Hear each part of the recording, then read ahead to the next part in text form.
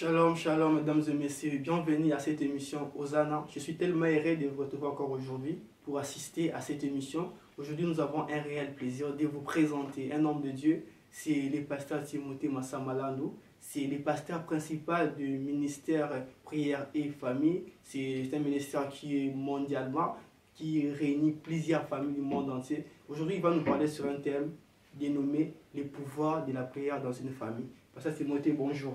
Bonjour mon frère. Vous allez bien par la grâce de Dieu? Ça va très bien, Dieu nous fait grâce, merci. Nous sommes vraiment heureux de vous retrouver encore aujourd'hui dans notre émission Hosanna. C'est moi qui vous remercie. Voilà. Aujourd'hui, vous allez nous parler sur le pouvoir de la famille. Nous voulons savoir, pasteur, d'où est venue l'idée de faire l'initiative de faire ce ministère prière et famille que vous prêchez seulement les familles dans le monde entier. C'était pourquoi et comment? Ok.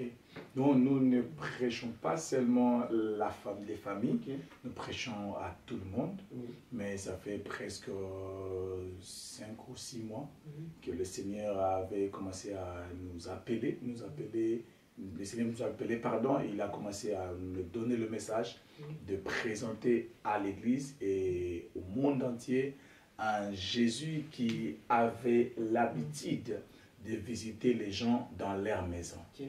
Et c'est un aspect qui est vraiment négligé à l'Église aujourd'hui. Oui. Mais le Seigneur m'a dit que je suis celui qui avait l'habitude de visiter les gens dans leur maison. D'ailleurs, c'est une bonne idée, vraiment, pasteur. Nous voulons savoir de près les familles dont vous parlez, la famille, quel genre de famille? Parce que nous avons la famille biologique, nous avons aussi la famille chrétienne. Maintenant, dans cette famille, vous êtes où particulièrement? Ok, dans la famille, il y a la famille, comme vous avez dit, la famille biologique, la famille chrétienne et la famille communautaire, s'il faut le dire. Oui. Ça veut dire que si je suis aux États-Unis, je vois un Congolais et je peux le présenter comme ma famille. Exactement. C'est-à-dire que nous venons dans un même pays, la famille, et d'abord la famille biologique, la famille et la personne qui est d'abord proche de vous aussi, constitue pour vous aussi une famille. Et surtout chez nous, au Congo-Kinshasa, nous avons des gens, juste parce que vous avez passé un bon moment ensemble, et vous devenez une famille. Cela veut dire que celui qui est proche de toi, c'est ta famille. Okay. Donc la famille biologique, la famille chrétienne, la famille communautaire, la famille, tout celui qui est proche, ton ami aussi peut devenir ta famille. Yes. Okay. Donc vous êtes dans l'ensemble. Dans l'ensemble. Bref, quand je parle de la famille, je vois tout celui qui est proche de vous. Ok. Maintenant, nous voulons savoir, vous parlez de la famille, nous voulons savoir si réellement la prière a une grande importance actuellement dans nos familles. Est-ce que c'est vraiment capital ou bien c'est superficiel? La prière a un grand impact dans la famille et la prière a un pouvoir très fort dans nos familles, surtout pour être précise, dans nos familles biologiques. La prière a beaucoup d'impact. Je dirais, par exemple, je peux dire le pouvoir qui se cache derrière la prière dans une famille où les prières sont faites en permanence, où la vie de prière devient comme un style de vie. Vous allez remarquer dans cette famille-là, il y aura l'unité. Parce que l'unité, c'est le fruit de la prière. Christ a prié. Il a dit, Seigneur, il a dit dans sa parole, dans le livre de Jean, de Jean chapitre 17, à partir du verset 20 au 21, Christ a dit, il a prié pour les disciples. Il a dit, Père, je prie que ces disciples soient un, comme toi, je suis en toi et que tu es en moi. Je prie qu'ils soient un. Christ a prié pour que l'Église, en étant une famille, soit un. Et par là, nous comprenons que l'unité, c'est le résultat de la prière. Pourquoi le résultat de la prière? Parce que le diable, dans une famille, il combat l'unité. Il combat l'unité. Et pourquoi il combat l'unité? Parce qu'il sait que là où il n'y a pas l'unité, il n'y a pas de victoire. Parce que Christ a dit encore, une maison divisée contre elle-même ne peut pas subsister, ne peut pas vaincre. C'est pour cela que lorsque nous prions, nous allons vivre l'unité dans notre famille. Il y a des couples parce qu'ils ne prient pas et ils n'ont pas de vie de prière juste pour s'attendre. C'est tout un problème. Et une autre chose encore, lorsque dans une famille, il y a des prières. Quand je parle de prières, je ne parle pas de prières qui se fait de temps en temps, mais je parle d'une vie de prières dans une famille. Vous allez remarquer la conversion de plus grand nombre. Ça veut dire que vous allez voir ce qu'on appelle une famille chrétienne. Ça veut dire que papa prie, maman prie, les enfants prient, les cousins prient, parce que cette famille-là est une famille qui se nourrit de la prière. Donc, vous allez remarquer dans votre famille, quand vous priez beaucoup, et vous allez remarquer cette conversion-là. Ça ne sera pas quelque chose que vous forcez. L'esprit lui-même va faire son travail.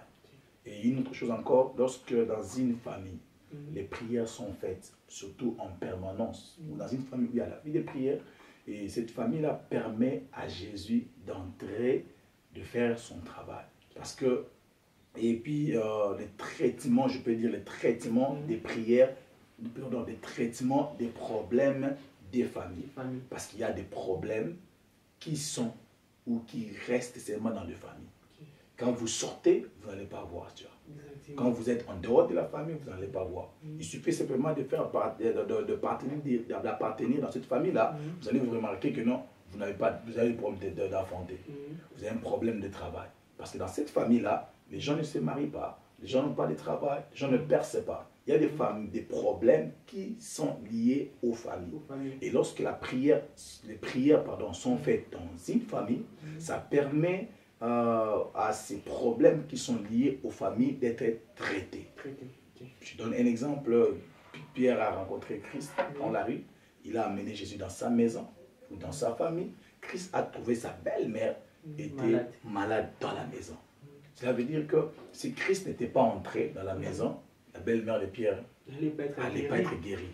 Ça veut dire que la prière permet à Christ de traiter les problèmes qui sont liés à la famille. Voilà, pasteur, c'est vraiment une chose là qui est un peu fréquente que nous remarquons dans les familles actuelles. Et certaines personnes voulaient savoir comment ils peuvent organiser les moments de prière à la maison, mais il y a un problème. Admettons que la famille en question, les maris, c'est un païen. La femme, c'est une païenne. Comment ils peuvent faire pour organiser les prières dans la famille? Si les deux responsables de la famille sont des païens. Donc, si l'un est chrétien, l'autre est païen. C'est déséquilibre. Donc, comment ils doivent faire pour organiser les prières dans la famille? Ok. La Bible dit dans le livre des Actes, la Bible dit dans le livre des Actes que crois au Seigneur Jésus, tu seras sauvé, toi et ta famille. Si aujourd'hui, toi, tu me suis en ce moment ici, tu crois au Seigneur Jésus, tu seras une porte qui va introduire la délivrance, le salut dans ta maison. Cela veut dire que même si ce n'est pas même si les deux parents sont des païens, même au travers leurs enfants, même au travers un enfant, le salut, la prière peut commencer. Comment ça va commencer? Et si tu es seul, tu pries, commence la prière. Seul, prie pour eux, prie pour leur cœur. C'est Dieu qui touche le cœur. Ce n'est pas ton travail de les obliger par la force, mais tu dois d'abord faire ton travail. D'abord, rassure-toi que tu es sauvé. Rassure-toi que tu pries. Et puis après, tu commences à prier pour leurs âmes.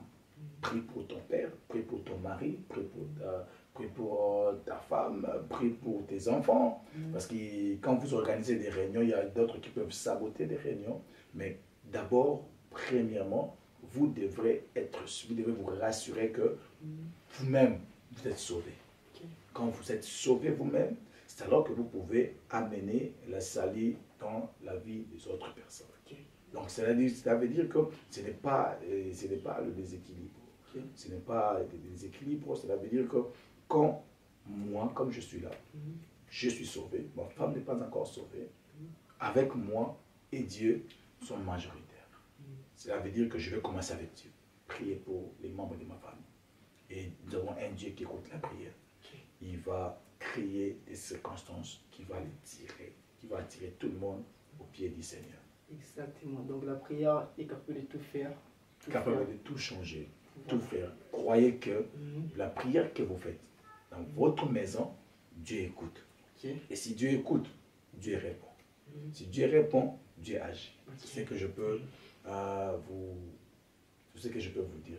Voilà, pasteur Timothée, nous voulons savoir encore quand est-ce que pouvons-nous prier? Quand est-ce que nous pouvons-nous prier? Nous devons prier lorsque tout va mal ou bien lorsque le moment est favorable, lorsqu'on se sent qu'on est mieux, Dieu nous a bénis, ou bien la prière c'est juste lorsqu'on passe des situations difficiles qu'on doit chercher à prier dans la famille. La prière est un style de vie. La prière, c'est ta vie en fait. Oui. La prière, on ne prie pas par rapport. Situation. On prie d'abord pour se connecter avec Dieu, pour développer notre intimité avec Dieu. Et la prière, c'est comme la nourriture. La prière, c'est comme la respiration. Et la Bible dit prier sans cesse. Prier non-stop. La prière, c'est comme une respiration. Quand tu arrêtes de respirer, tu ne vis plus. Quand tu arrêtes de prier, tu ne vis plus. La prière, c'est comme une vie. Dans la vie de toute personne qui s'appelle chrétien. Tout chrétien qui se respecte doit avoir la prière comme un style de vie. Ça veut dire c'est ta vie. Tu pries le matin, le soir, à midi, au travail, dans la maison, partout. Même si je dors, je prie. Même quand je mange, je prie. Ce n'est pas seulement la prière dans le forme où vous le voyez, qui fermez les yeux, ça vous retrouve quelque part à prier, mais garder son esprit dans la prière. C'est ça d'abord là où la prière commence. La prière, c'est une chose qu'on doit faire à tout moment. La même prière qui a rendu certaines femmes insoumises, certains hommes de paresseux. Parce que prier sans cesse, pour eux, il ne prend plus le temps de s'occuper de son mari ni de sa femme, parce qu'il s'est impliqué trop à la prière. Il est à tout moment à la prière à l'église, à tout moment à la prière dans la chambre. Et c'est aussi une chose qui a fait que les familles sont divisées encore aujourd'hui, parce que l'église qui était censée régner l'unité de la famille, mais l'église commence à diviser la famille à cause de la prière. Maintenant, vous pensez-vous à ce genre de choses qui se passent actuellement dans nos églises? Ok. Je ne pense pas que la prière peut diviser.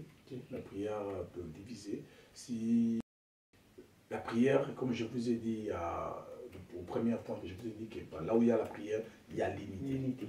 Lorsque quelqu'un prie et qu'il y a une division, et il y a beaucoup de choses qu'il faut peut-être aller expliquer peut-être, je ne pourrais peut-être pas expliquer ici, parce qu'il y a beaucoup de raisons. Je vous donne un exemple. Si tu es sorcier et que tu viens m'attaquer, tu viens me combattre et que je commence à prier fort, tu vas t'éloigner. Tu peux me créer des problèmes. Tu peux t'éloigner de moi et ce n'est pas la prière qui nous a divisés. Vous voyez, en termes de, je ne sais pas dans quel sens vous parlez de cette division-là, mais la prière, là où la prière est faite, il y a l'unité. Parce que s'il n'y a pas l'unité, vous ne pouvez pas vaincre. Cela veut dire que quand on dit que la prière divise les gens, dans le sens où, par exemple, maman ne fait rien à la maison, seulement pour aller à l'église, il ne prépare pas à la maison, ça c'est une déviation, je peux dire. Parce que lorsque tu pars à l'église, on va vous prêcher, on vous dira comment être une bonne femme. On va vous prêcher comment prendre soin de votre famille. Parce que la Bible dit que celui qui ne prend pas soin de sa famille, il est pire qu'un infidèle. Donc, il y a des cas où les gens ne comprennent pas des choses et nous voulons prendre cela pour généraliser. Mais ce que nous pouvons retenir en soi, la prière ne divise pas. La prière nous unit, mais ne nous divise pas. Ne divise pas. Ok, pasteur Timothée, nous voulons savoir encore, pour aller un peu loin, quelles sont les méthodes que nous pouvons appliquer entre nous, chez nous les chrétiens, dans nos familles, pour que notre prière des familles soit maintenue, soit efficace, soit forte, et que cela reste notre style de vie pour de bon. Quelles sont les méthodes que nous pouvons, parce que vous êtes pasteur, ça fait déjà beaucoup d'années, et vous savez aussi parfois, ça arrive que vous avez bien débuté, à un moment donné, vous avez tout largué, à cause des fatigues, d'autres choses là. Nous voulons savoir quelles sont les méthodes efficaces que nous pouvons mettre en place pour que, parce qu'on a commencé à faire en famille, que nous demeurons dans ces styles de vie jusqu'à ce qu'on va se séparer, chacun va partir dans sa maison. Ok, quelles sont les méthodes qu'il faut appliquer? Moi je dirais, par expérience, la personne qui est le leader de ce groupe, ça peut être la personne qui prie plus que tout le monde. Ça peut être les parents eux-mêmes, la femme ou le mari. Mais j'aimerais le plus s'adresser aux leaders. Il y a toujours un leader. On ne peut pas commencer une prière de famille où on ne sait même pas qui donne des programmes, qui fait quoi, et ça serait seulement quelque chose d'occasionnel. Ça veut dire que s'il y a quelqu'un qui est comme le leader, je m'aimerais lui demander d'être d'abord quelqu'un de discipline, respecter l'heure, et puis deuxièmement rester constant. C'est parce que si vous priez chaque 18 heures, il peut y avoir quelqu'un qui n'est pas encore arrivé au travail, mais quand vous regardez la personne et que vous vous découragez, ça fragilise. Cela veut dire qu'un jour vous allez prier, l'autre jour vous n'allez pas prier, et aussi être un modèle, personne qui dirige, parce que souvent, et vous allez voir surtout dans des maisons, des gens qui sont comme des leaders de prière de la famille, à chaque fois qu'ils trébuchent un peu, les gens les utilisent pour ne pas participer à la prière, des raisons pour ne plus prier. Alors je veux simplement demander à la personne qui sera comme la personne que la Bible dit que si tu crois, tu seras sauvé, toi et ta famille, que cette personne-là qui est sauvée pour sauver sa famille soit un modèle, soit discipliné et soit vraiment, qu'il puisse avoir le cœur d'un père et aussi n'est pas, s'il n'y a pas beaucoup de gens, s'il n'y a pas beaucoup de gens qui prient, et il ne faut pas les amener à des prières qui durent longtemps. Parce que la force de la prière, ce n'est pas seulement le temps, mais c'est parce que beaucoup de gens s'ennuient facilement, parce qu'ils pensent que vous priez, quelqu'un qui ne prie pas beaucoup, mais tu lui demandes de prier pendant 2 heures du temps, pendant 3 heures du temps, et lui, il sera là, il sera perdu. Mais certains disent que c'est l'esprit qui nous amène à faire cela, ce n'est pas nous la chair. Oui, et l'esprit du prophète est soumis au prophète. Moi je suis sûr que l'esprit, nous pouvons le contrôler. Si on ne contrôle pas l'esprit, nous allons commencer l'émission comme ça, même jusqu'au lendemain, jusqu'à ce que les batteries vont finir. Il n'y aura plus de batteries. Et puis, on va continuer à parler. Il y aura pas, même l'émission ne sera pas enregistrée. Exactement. Exact, parce que Dieu a toujours des choses à dire. À tout moment, Dieu a toujours des choses à dire. Et ce n'est pas que quand le pasteur reste calme, mais ça veut dire qu'il n'y a pas de prédication. Il y a des prédications, cela ne veut pas dire que Dieu est calme. Dieu a toujours des choses à dire, mais nous arrêtons ici où on doit s'arrêter. Ici, parce que Dieu a dit chaque chose à son temps. Donc c'est la parole de Dieu. Exactement. Waouh. Je vous rappelle que c'est le pasteur Timothée Massamba. Il est pasteur principal du ministère Prière et Famille. C'est un ministère qui est mondialement, c'est pas un ministère de la RDC, non. C'est un ministère qui est partout. Le pasteur Timothée, il est pasteur qui évolue en États-Unis. Il est juste venu ici au Congo pour un voyage missionnaire. Et c'est pour cela l'émission Hosanna a pris l'occasion de lui inviter pour intervenir afin de parler à nos familles qui sont ici et à tous ceux qui nous suivent depuis l'Asie, l'Europe, l'Amérique du Sud et tout. Je suis vraiment Eric Pasteur, nous voulons presque terminer parce que nous chutons déjà vers la fin. Pour terminer, Pasteur, comment vous pouvez s'adresser à des personnes qui nous suivent maintenant, qui sont dans une famille qui n'a pas de dignité, une famille qui est divisée à cause de certains petits problèmes qui leur dérangent. Aujourd'hui, ils ont écouté ces messages. Ils voulaient se remettre entre les mains de Dieu. Il y a aussi des personnes qui nous suivent, qui n'ont pas de famille, qui sont des SDF, sans domicile fixe. Mais ils voulaient aussi qu'ils puissent appartenir dans une famille chrétienne ou bien biologique. Et qui voulaient aussi recevoir Christ comme Seigneur et Sauveur. Pouvez-vous lui parler ensuite et prier pour lui en regardant la caméra? Ok, je dirais... tu m'excuses. Je me reste simplement dire à quelqu'un qui me suit en ce moment ici, tu es dans une famille où il n'y a pas la prière, où Christ n'est pas le maître dans ta famille. Et c'est l'occasion pour toi de donner ta vie à Jésus, toi-même, de donner ta vie à Jésus. Et si tu donnes ta vie à Jésus, il y a une promesse qui est attachée, qui te dit que si tu crois au Seigneur Jésus, tu seras sauvé, toi et ta famille. Et ta famille, tu peux amener Jésus dans ta maison, comme Zachée a amené Jésus dans sa maison, comme Pierre a amené Jésus dans sa maison. Et tu peux être le canal que Christ peut entrer dans ta maison, afin que toi aussi, que tu puisses appartenir dans une famille qui est aussi chrétienne. C'est possible. Si tu donnes ta vie à Jésus, c'est possible. Alors j'aimerais m'adresser à ceux-là qui n'ont pas de famille. Je ne pense pas qu'il y a quelqu'un qui n'a pas de famille. Et vous avez une famille, mais peut-être abandonnée. Vous avez une famille, peut-être vous ignorez. parce que les circonstances de la vie ont fait en sorte que vous avez été régné par vos parents, papa est mort, tu es resté seul, et tu ne sais même pas, mon père il est né avec qui, mon papa, ma mère il est né avec qui, tu ne connais même pas. Et j'aimerais simplement te dire, Dieu, le Dieu que nous prions, il a les yeux sur tous les membres de ta famille. Il connaît qui est ton père, il connaît qui est ta mère. Je te crois. Je crois que ce Dieu-là peut t'aider à retrouver ta famille. Moi, je le crois. Et pas seulement ça, Dieu peut te donner aussi une famille. Une famille qui est une famille chrétienne. Dieu peut te donner aussi une famille qui est quelqu'un, une amie, une connaissance qui peut t'apporter, qui peut devenir pour toi comme une famille. Aujourd'hui, même dans le monde, nous voyons des familles adoptives. Des gens qui on n'a même pas des liens, mais qui signent des documents pour qu'ils puissent devenir tes parents. C'est possible. Si le monde le fait, Dieu peut le faire mieux. Dieu peut te donner quelqu'un qui peut te supporter comme une mère, qui peut te supporter comme un père, qui peut te supporter comme une sœur. C'est possible. Donnez seulement ta vie à Jésus. Crois seulement que c'est possible. Dieu le rendra possible. Et moi, je suis arrivé aux États-Unis sans famille. Et je n'avais même pas un oncle, même pas un cousin, qui que ce soit. Mais aujourd'hui, je peux dire que j'ai une famille. Parce que Christ m'a donné une famille. Et j'aimerais encore m'adresser à ceux-là qui, vous êtes dans une famille, vous priez. Mais chacun est à son église, chacun prie à son temps. Et d'autres prient, d'autres ne prient pas. Et toi qui as eu l'occasion de me suivre en ce moment, tu peux régner tout le monde.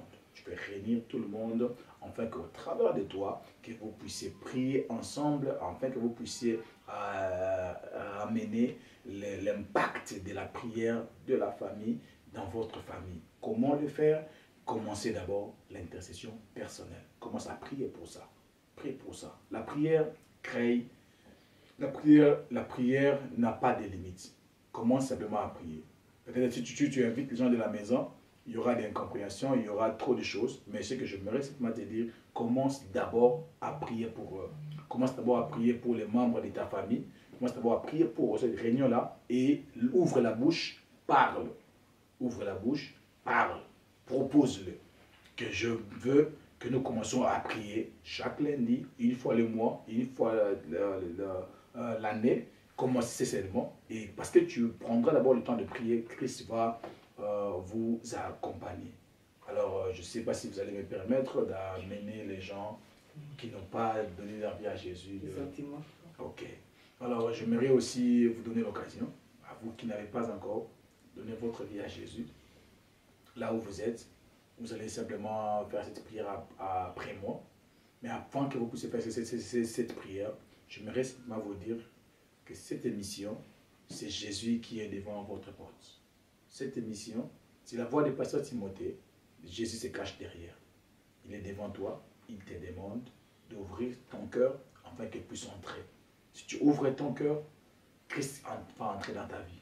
Il y a des choses que peut-être tu n'as partagé à personne, mais quand Christ viendra, il te donnera ces choses. Alors, j'aimerais prier pour toi. Tu vas simplement fermer les yeux là où tu es. Tu vas dire après moi, Seigneur Jésus, merci pour ta parole. Merci d'avoir envoyé ton serviteur pour moi. Je crois de tout mon cœur que tu es venu devant ma porte. Comme ta parole le dit, que j'ouvre ma porte, tu vas entrer. Seigneur Jésus, j'ouvre la porte de mon cœur. Viens dans mon corps. Viens dans mon esprit. Pardonne mes péchés. Au nom puissant de Jésus. Je prends la décision aujourd'hui d'abandonner mes péchés. Deviens mon Seigneur et mon Sauveur. Au nom de Jésus-Christ, nous avions ainsi prié. Merci Seigneur Jésus-Christ. Merci Seigneur Jésus. Nous bénissons le Seigneur pour ce qui a été l'émission d'aujourd'hui. Et toi qui as reçu Christ comme Seigneur et Sauveur aujourd'hui, moi je t'encourage de continuer. La plus grande famille que nous vous recevons aujourd'hui, soyez les bienvenus. Dans cette famille, vous ne serez jamais déçus. Et en aucun jour, vous regretterez d'avoir reçu Christ comme Seigneur et Sauveur. Mais tous les jours, vous serez toujours joyeux et vous aurez une vie de calme et une vie paisible jusqu'à l'éternité. Pasteur Timothée, c'était pour nous un grand plaisir de vous recevoir. Mais avant de se séparer, nous voulons que vous puissiez faire la conclusion de ces messages du pouvoir de la prière. faire une petite récapitulation, un résumé de 2-3 minutes pour les personnes qui nous ont suivis juste à la fin en fait, de l'émission. Ok. Je dirais à tout le monde qui me suit en ce moment, dans votre famille ou dans votre maison, et il y a quelqu'un qui souffre. Il y a quelqu'un qui a des problèmes. Qui a des problèmes dans votre maison, dans ta famille. Peut-être qui n'a pas reçu Christ comme toi. Peut-être qui n'a pas eu l'occasion d'écouter cette vérité que tu as écoutée aujourd'hui. Alors j'aimerais simplement vous dire, priez, commençons d'abord à prier pour les membres de nos familles. Il n'y a pas seulement l'argent à donner aux membres de nos familles, mais surtout, il y a aussi la prière à donner aux membres de nos familles. Et vous pouvez donner aux familles beaucoup de choses, les biens, le minerval, l'argent, la nourriture, mais la prière, c'est quelque chose de garanti que vous pouvez donner aux membres de votre famille, et afin qu'ils ne puissent plus revenir chez vous, vous demander encore de l'argent. Alors, j'encourage tout le monde à commencer d'abord. Commencer à des réunions de prière de famille, ça peut vous prendre beaucoup, ça peut vous demander beaucoup. Que les heures puissent se rencontrer, que tout le monde soit d'accord, mais commencez d'abord à prier pour les membres de votre famille. Vous allez voir des choses qui vont accompagner votre famille. Merci beaucoup. Que Dieu vous bénisse. Merci Pasteur Timothée, c'est pour un grand plaisir. Je crois que prochainement, lorsque vous revenez encore en RDC, peut-être on aura encore une autre émission avec vous, parce qu'on était vraiment bénis à travers ce message de la famille. Merci beaucoup. Okay. C'est moi qui vous remercie. Merci Pasteur. Est-ce que pouvez-vous nous donner comment les gens peuvent vous rencontrer? Vous avez une page, un compte Facebook que les gens peuvent vous écrire pour vous parler sur certaines situations et quelques problèmes qu'il peut y en avoir. Ok. Donc mon Facebook, c'est le pasteur Timothée Massamba. Et vous pouvez m'écrire. Vous pouvez m'écrire à tout moment. Vous pouvez me laisser un message dans les inbox. Vous pouvez m'envoyer un message et je vais vous répondre à tout moment. Voilà, nous sommes à la fin. Aujourd'hui, nous n'allons pas se séparer comme d'habitude. Aujourd'hui, c'était vraiment une émission particulière. Pourquoi? Parce qu'on avait reçu une personne aussi particulière qui nous a parlé sur la famille. Ce sont des thèmes que les gens ne développent rares des pasteurs, qui exploitent un peu rare sur la famille. Parce que la famille, c'est un endroit très important pour nos vies. Dieu ne s'est pas trompé de nous mettre dans une famille. Il avait un but. Et ce but, c'est quoi? Que toi, tu puisses partager la bonne nouvelle entre vos frères et sœurs de la famille. Pasteur Timothée, aujourd'hui, d'habitude, on ne se sépare comme ça, mais aujourd'hui, nous voulons se séparer autrement, à travers une prière, une bénédiction de votre part. Que vous allez prier pour bénir cette émission, pour bénir les gens qui nous ont suivis, pour bénir tous les techniciens et tous les gens qui nous soutiennent de loin et de près. Seigneur Jésus, merci. Merci pour ces moments. La Bible dit, toi qui écoutes la prière, tout le monde, tous les hommes, nous attendons à toi. Seigneur Dieu Tout-Puissant, je recommande ces moments entre ta main de gloire. Je prie, Seigneur, tout celui qui priera dans sa maison, à travers de cette émission.